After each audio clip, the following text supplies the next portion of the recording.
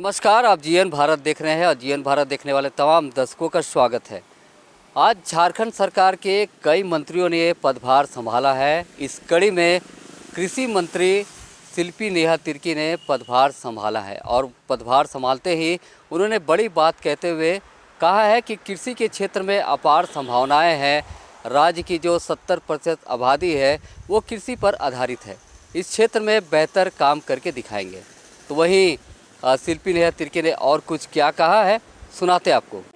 मगर मुझे खुशी भी है क्योंकि इस विभाग में काम करने के लिए अपार पोटेंशियल है। और अगर आप देखेंगे तो हमारा जो राज्य है वो 70% आबादी आज भी खेतीबाड़ी पे ही निर्भर है। शायद ही ऐसा कोई राज्य होगा जो अपना 70% जो मतलब उसका जीवन यापन हो रहा है वो खेतीबाड़ी से ही हो रहा है।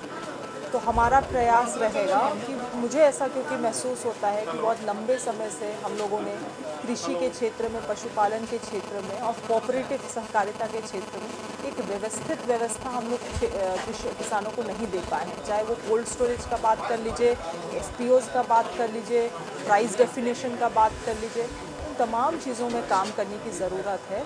और साथ ही साथ हमारे किसान भाई बहनों के लिए जो हम लोग हाल ही के दिनों में केसीसी लोन माफ़ी हम लोगों ने योजना लाया था, 2 लाख रुपया तक का माफ़ी, आप देखेंगे तो वो धरातल में सही तरीके से नहीं उतर पाया। और इसमें बैंक का भी बहुत ज़्यादा आप देखेंगे तो कोऑपरेशन बैंक की तरफ से नहीं है।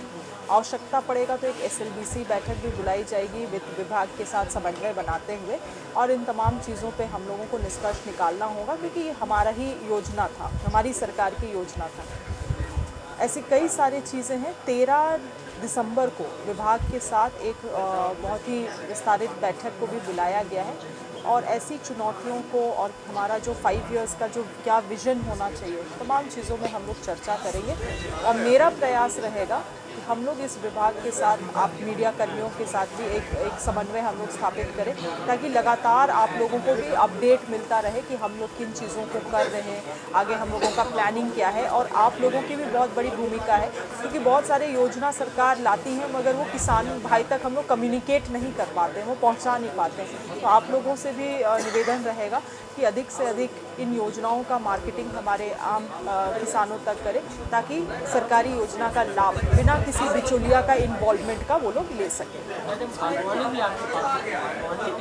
आम बागवानी अगर आप देखा जाए तो वो कृषि मनरेगा से होता है, हाँ, मगर ठीक है, बहुत सारी चीज़ों तो इंटरलॉक्ड है, तो एक समन्वय तो किसी भी विभाग से स्थापित किया जा ही सकता है।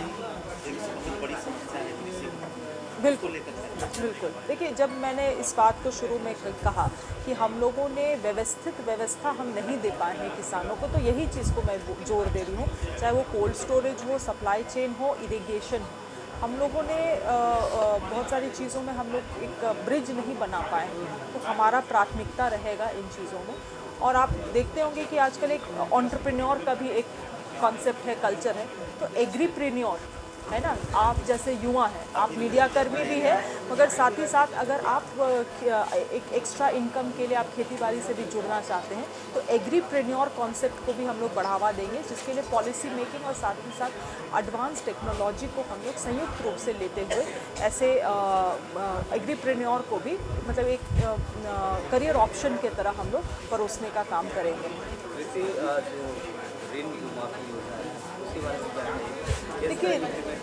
देखिए ऋण माफ़ी योजना में 2 लाख जो हम लोगों ने निर्णय लिया, हमारी सरकार ने 2 लाख ऋण माफ़ी, ये बहुत बड़ा निर्णय था, मगर धरातल में उतारने में इसको जो बैंक से उनकी तरफ से कोऑपरेशन नहीं मिल रहा है। कई बैंक अच्छे से कर दे रहे हैं, कई बैंक अभी भी ना नकार कर रहे हैं।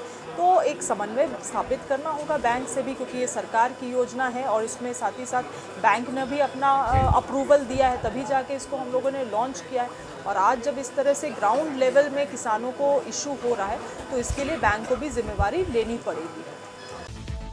अपने राज्य से जुड़ी हर ताजा खबरों के लिए आप हमें सब्सक्राइब करें, साथ ही बेल आइकन बटन दबाना ना भूलें।